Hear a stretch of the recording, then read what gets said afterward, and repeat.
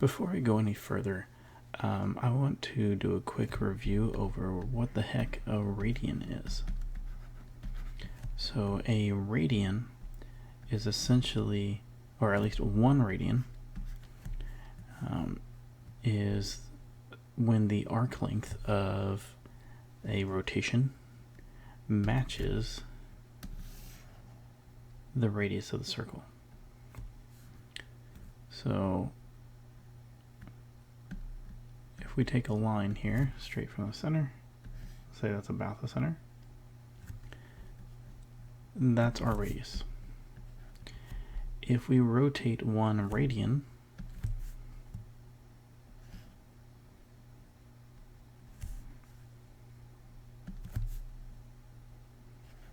so we'll say that's theta. So theta here is equal to 1 radian.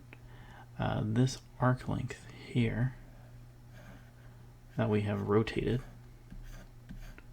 or traversed is equal in length to the radius of the circle. So 1 radian is when the arc length is equal to the radius.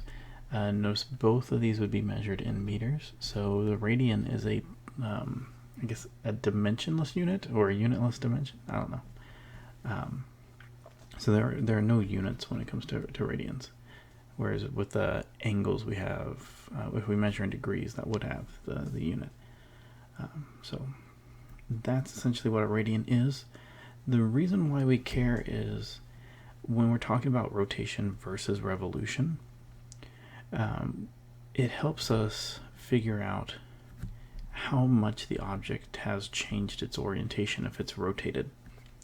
But if there was a spot on that rotating body, if we know the angular displacement of that spot, we can figure out how far it has actually moved linearly or translationally. So that's what a radian is. It's just where the arc length matches the radius.